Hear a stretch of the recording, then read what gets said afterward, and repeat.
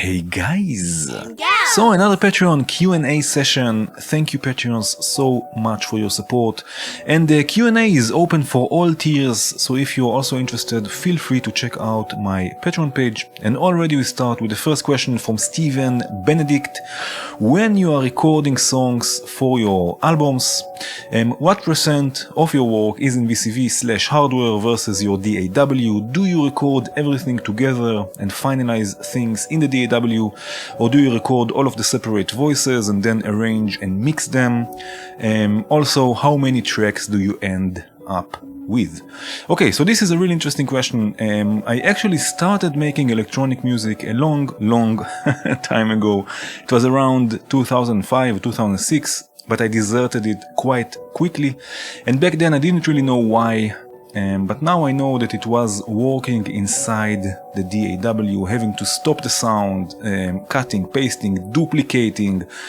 All of this doesn't work for me, so I try to stay away as much as I can from editing in the DAW. And I use the DAW, in my case it's Reaper, so I use Reaper only as a recording platform, and then later mixing the tracks, but I will most of the time not make any editing or sound design or anything like that in Reaper.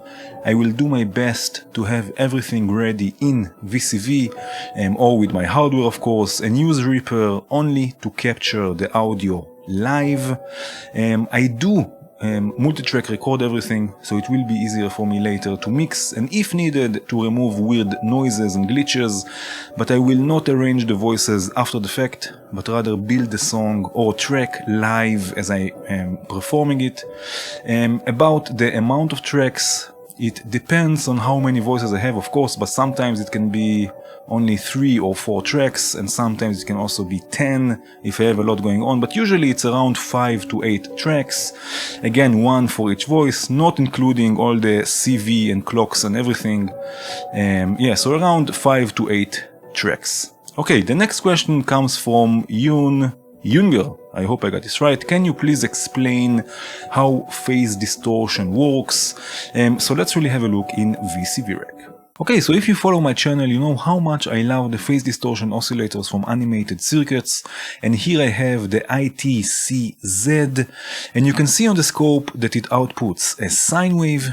Now, phase distortion is achieved by changing the rate of the reading or the scanning of this sine wave, and by that ending up with a different and unique wave shape.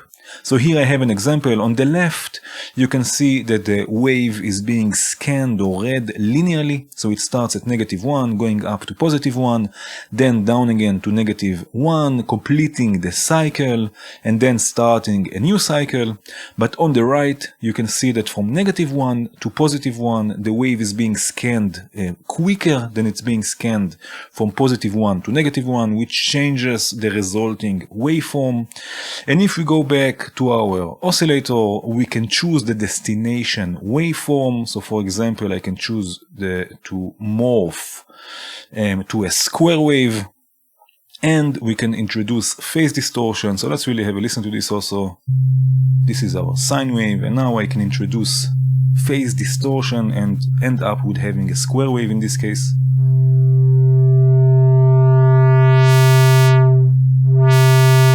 Choose also something different, something maybe more resonant.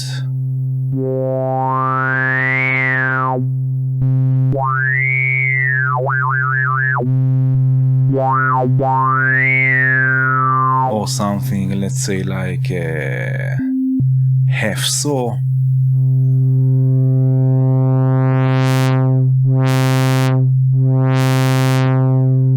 Very nice. So this is phase distortion. Of course, it goes also deeper than this, but in order to enjoy the sounds of phase distortion, this is more than enough. Okay, so the next question comes from Freddy. Is there an oscillator with semitone steps in VCV, and how about quantizers for audio?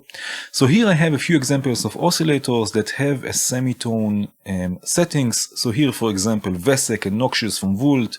You can see we have fine tune, we have coarse, and we have also semitones, so you can go semitones up and down. The same with Noxious, fine, coarse, and semitones. Chebyshev from Squinky Labs has also semitones control. the even 3 or EV3, which is 3 even VCOs from Befaco in one module. Each has also a semitone control, which is quite handy. Saws, a super saw oscillator, also Squinky Labs, also with semitone control. The palm loop and the tachyon entangler, I hope it's like this. It has also the coarse knob is actually semitones. You can go semitones up and down, which is quite cool. The wave oscillator from Blemsoft, again, semitones with octaves and fine tune, and also the oscillators or the cosmic oscillator from animated circuits, has also semitone control for each of the oscillators. But there are other ways you can have control over the semitones also when the oscillator itself doesn't have semitone control. So here I have a nice example. Hopefully it's nice. I will zoom in a bit, just like this. Okay, so I have here the grid sequencer from JW sequencing, of course, the FM operator. It sounds like this. Very nice. Now let's say that I want to change the tuning of the oscillator. So I can go through stack, also Bog Audio, which is this module here. And now I can have control on the octaves, but also semitones. So the FM operator will be, actually most oscillators in VCV will be tuned to C. If I don't want them to be tuned to C, I can use stack and have the initial pitch higher or lower. If you don't want to use a sequencer, or if you are not using a sequencer, there is also ref tone. So if I send the ref tone to the volt per octave, now it will just send constant pitch, constant voltage, and I can just go and say, okay, I want this to be G, which is also quite helpful. And I can go, oh yes, oh this is low. I can go octaves up and down. And about quantizers or quantizing the audio, I guess that what you're looking for is a pitch shifter. So here we have the one from Nischi. So if I go the FM operator through the pitch shifter, I can shift the pitch. I can shift the audio's pitch, which is weird to explain, but I can shift the pitch up and down.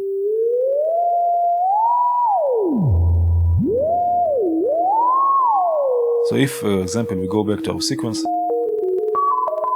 there are artifacts, of course, because you're messing with the audio. This is the original.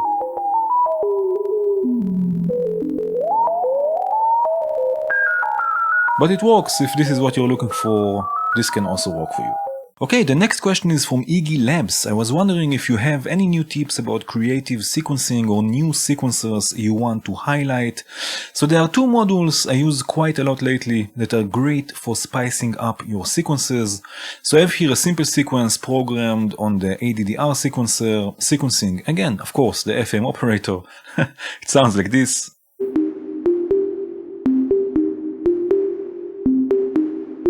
Very nice. Now the first module is 8-phase, which I will put here from Störmelder, this one here. I hope to have a full video about this module soon, but basically it will save presets, so we can save different sequences and move between them. So first of all, let's click the right-click the module to the context menu, and then choose the module on the right, which is the ADDR sequencer. It has to be close to the module you want to use. Then I will go to write mode, and now I can save this sequence as a preset in the first slot, just like this. And now I can change something. Oh yes, and I can save this as another preset.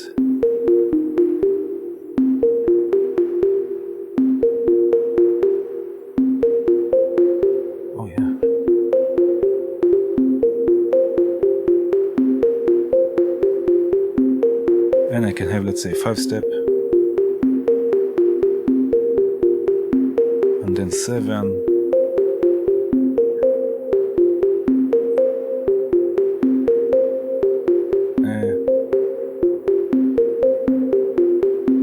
and then let's say 4, and then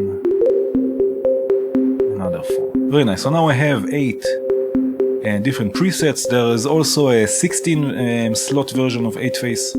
And now I go back to write mode, and now I can start changing the presets. For example, this is the first one.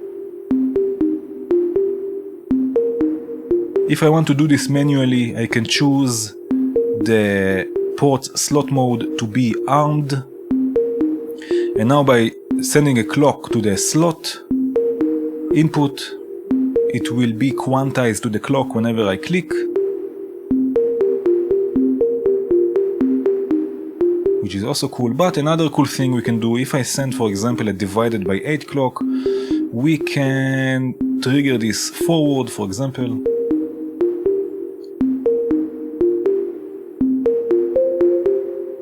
Oh yeah.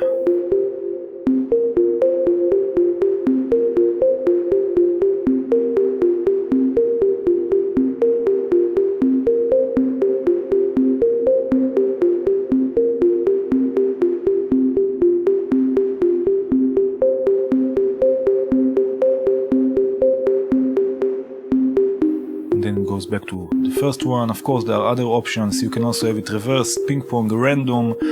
You can select them by sending 0 to positive 10 volts, or with your keyboard, so it will follow the notes on your keyboard and you can trigger it. So you can save presets, of course, not only for sequences, but here we are speaking about sequences. So this is the first module. Another interesting module, let's just disconnect this by moving it away. Let me just, you know what, let's go back, yeah, to the first sequence. Okay, so this is the first sequence.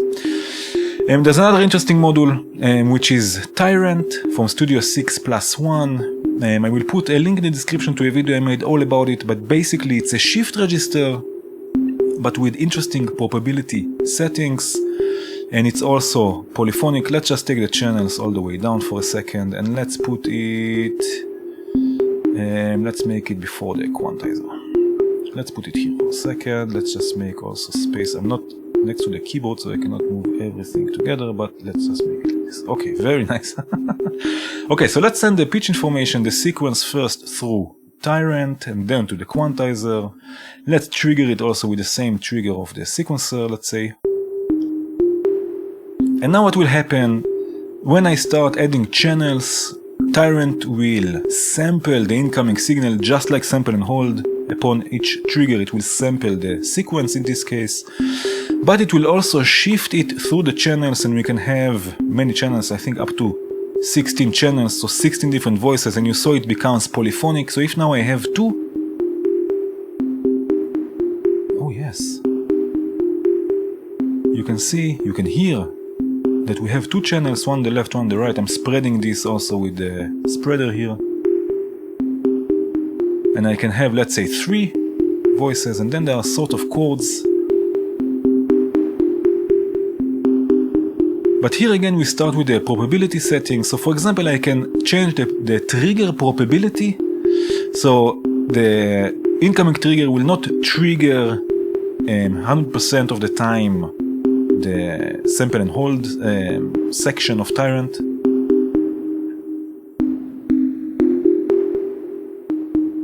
So we get less notes, but the cool thing is I can also change this probability per channel. So now we have 3 channels. If I use something like Polycon, and I show this also in the video that I will link in the description, send Polycon to the trigger probability CV input. Now I can change for each one of the channels. I can have different probabilities. So for example, channel 1 can play always, but channel 2 and 3 will have less probability of playing.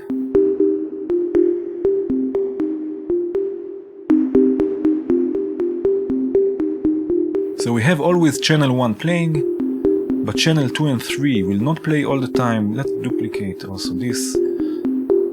And now we can do this also for an accent probability. So I can change, for example, to have an accent of 1 volt, which means that it will just add, let's say 1.02. It will add 1 volt to the voltage according to the probability. Right? But again, also this I can do per channel. So I can say, for example, I want only channel let's say channel 2 to have this probability.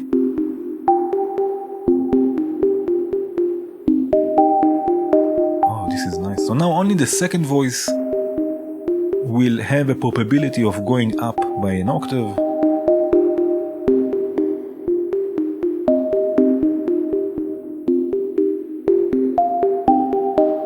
Which is quite cool. We have another accent that we can use, and we have also a sort of a maximum offset. So if you set it, for example, again to 1 volt, it can go from 0 to 1 volt and everything in between. Unlike here that it will just go to 1 volt, jump to 1 volt, here it can go to everything in between. So you can add like detune, you can use Tyrant also, not only for pitch information of course. Again, I showed this also in the video.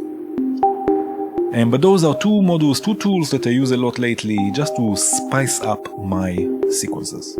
Okay, another question, this one is from Kiran Roche. Are there developers that are interested in giving a discount on commercial modules for Patreons? So yeah, I've reached out to a couple and they were interested, but unfortunately, technically it's not possible. There is no discount option or some sort of a coupon in the VCV library. So if a developer wants to make a discount, he or she have to make it for everyone. But I hope that this will change in the future, so maybe we can work something out. Okay, the next question is from Dave Maynard. He's asking about the differences between the signal chain in VCV and the signal chain in hardware. So first of all, in VCV Rack, each module you add in the chain will add a delay of 1 sample. So you have to keep this in mind when using multiples, for example. They will add delay to the chain that can cause phase issues or sync issues. And if you're already mentioning mults, then in VCV you can mult a signal as many times as you want and you will never get a drop in voltage, unlike in hardware where there are passive mults, for example, that will output less and less voltage the more you go down the outputs. So for pitch information, for example, it's better to use buffered mults, mults that need to be powered so there will be no drop in voltage.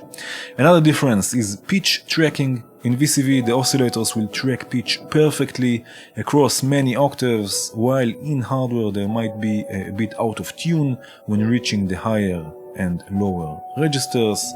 Also in VCV, the oscillators 99% of the time will be tuned to the note C by default, and in hardware you will have to tune the oscillators manually, which is actually a good thing that adds lots of movement to the sound, and I highly recommend doing this also in VCV, tuning the oscillators manually to add this human feel to the sound. Another thing to keep in mind is gain staging. I find myself more often than not having to attenuate the audio signals in the chain so they will fit the voltage range of other modules, and there's also some modules that are more noisy than others, something that is not existing in VCV. So yeah, there are some differences, but you get used to them really quickly, so don't worry and have fun. Okay, so the next question is from Golden Pyramid. Could you speak about quantizers and working with harmonic intervals in general and drones specifically? Okay, so what I like to do when I use a quantizer, I like to enter only 4 or 5 notes of the scale and not the whole scale. So here, for example, I have Revin, which I have only C, E flat, G, and B flat. 4 notes out of the C minor scale. I have here the sequencer I'm using as the note sequencer, which has a built-in quantizer, but again it will quantize to a whole scale, and I don't want this in this case, so I have the scale set to none, so it will not quantize any of the voltage. Again, I'm sending 4 different pitch informations to Revin. Again, only 4 notes are selected, so they will work more or less harmonically with each other. When they are being played together, they will there is a less chance for them to clash. Let's say I have 4 oscillators, I have basal, blick, saws and plaits, going to morph from MSM to morph between them, but I have a long reverb, so again the notes will be played, it will sound like they are playing together, and some delay, it sounds like this.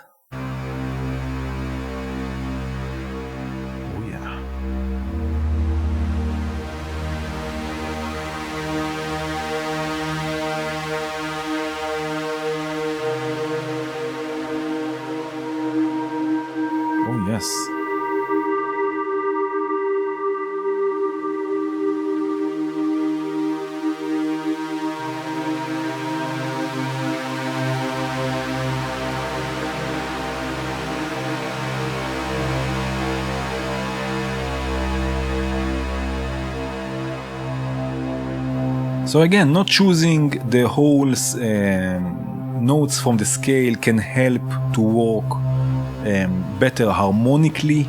So for example, if I had also A flat here selected, which is also a part of the C minor scale, but one oscillator will play G and another oscillator will play A flat.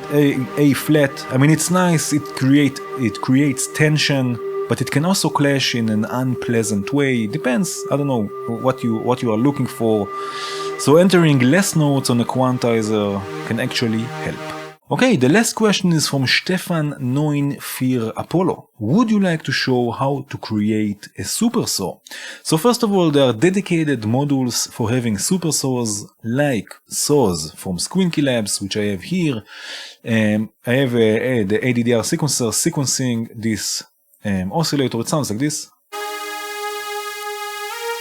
So you can have the mix, how many saws you want, how many oscillators you want, and also detune them more or less. So this is a dedicated module for supersaws, the easiest you can do, but you can also create your own with the help of polyphony. For example, so here I have the VCO, I have here sawtooth, just a normal sawtooth, but let's do something like this. Let's take the sequence and run it first, duplicate it to 8 channels of polyphony. This module is called the polymult, so I can choose how many channels I want to have out of this sequence. So this now will create a polyphonic sequence of 8 of those sequences. So if I send this now, let's sum the 8 voices. Let me just take the volume down. It will sound like this. Exactly the same, because we have just 8 duplicates of the same sequence. But what I can do, I can go, for example, with the Polycon, also from Bog Audio, and send this to the FM input. Set it, of course, to have also 8 channels. And now I can slightly, really just slightly detune all of the voices, really just a bit, and then start introducing the FM, exponential in this case.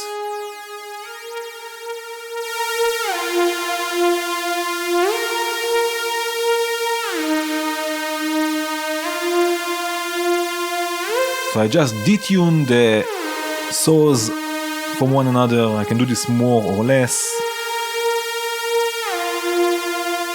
So this is, for example, with the help of polyphony, you can create your own, but I think the easiest, the cleanest, the one that will take the less CPU will be saws. Let's see just for the CPU meter. Saws is taking 0.5, and here we have this VCO. Because we have 8 voices, it's going to 6.6.